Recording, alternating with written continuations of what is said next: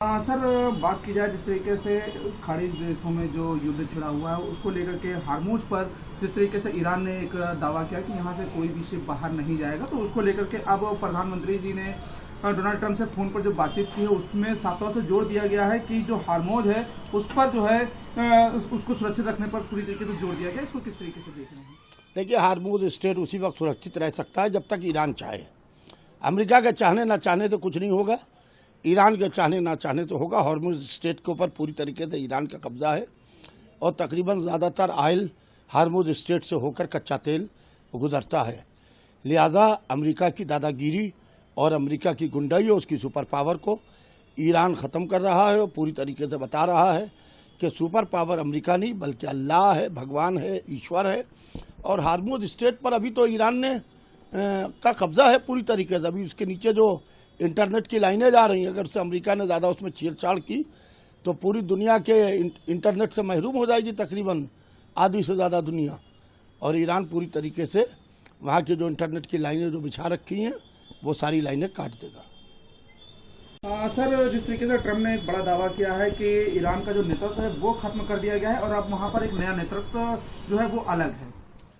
देखिए, ईरान का नेतृत्व ख़त्म नहीं हो सकता है। ईरान में इंडिविजुअल जो है आपके नेतृत्व नहीं है। जैसे वेनेजुएला के सदर को आप उठा लाए और आप अपनी पीठ ठोक रहे हैं।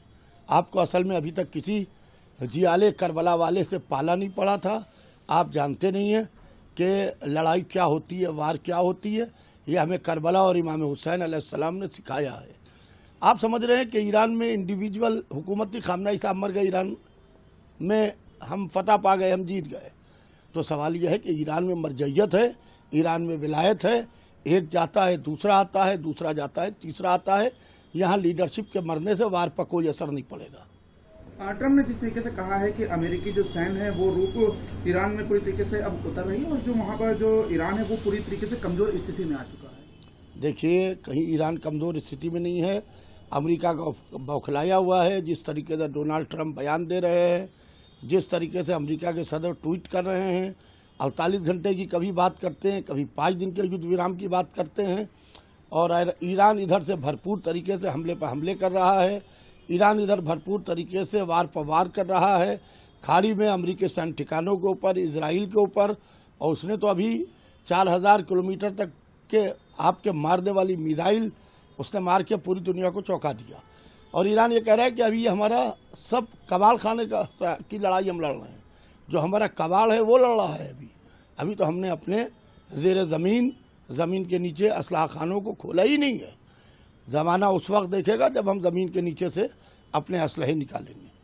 ट्रंप ने जिस तरीके से दावा किया है कि अमेरिका मजबूत स्थिति में है और ईरान के पास नौसेना, वायुसेना पूरी तरीके से कमजोर है और परमाणु हथियार जो है वो नहीं बनाने देंगे। देखिए, बेशक पूरी दुनिया के सामने ईरान कमज़ोर है ज़रूर, मगर ईरान के पास एक पावर है, इलाही पावर।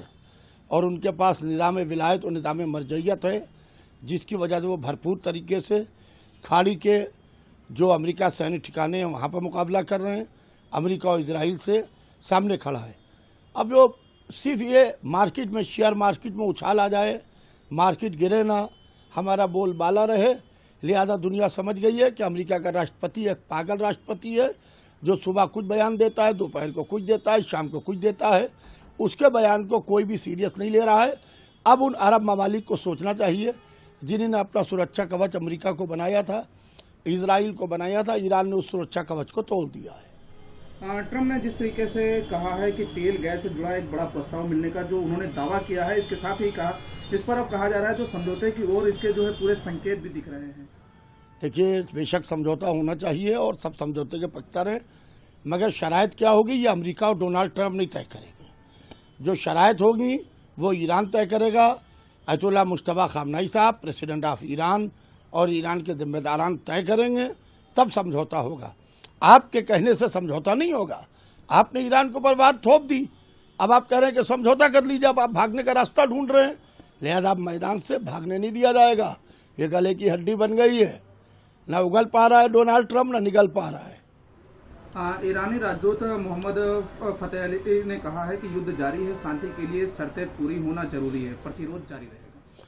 बेशक फतेह अली साहब की पूरी हम मुकम्मल तरीके से तायद करते हैं। ईरान के राजदूत की जो भारत में है, अभी मैं उनसे मिला भी था और मैंने उनको दिल्ली में जाके कंडोलेंस पे की थी, और जो फतेह अली साहब का बयान है उसकी भरपूर तरीके से तायद करते हैं।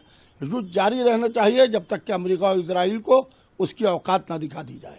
शहबाज शरीफ ने यूएस ईरान की वार्ता के लिए मेजबानी की पेशकश की है, जिसे ट्रम्प ने साझा भी किया है। शहबाज शरीफ के पेशकश करने से कुछ नहीं होता है, ट्रम्प भी साझा कर लें और दुनिया के तमाम बड़े ममालिक जो हैं सुपर पावर्स वो भी साझा कर लें, मगर जब तक ईरान नहीं चाहेगा जंग नहीं रुकेगी, और अल्लाह ने चाहा तो फतह हक की होगी और शिकस्त बातिल की होगी। प्रभातखबर.com, विश्वास वही, रफ्तार नहीं।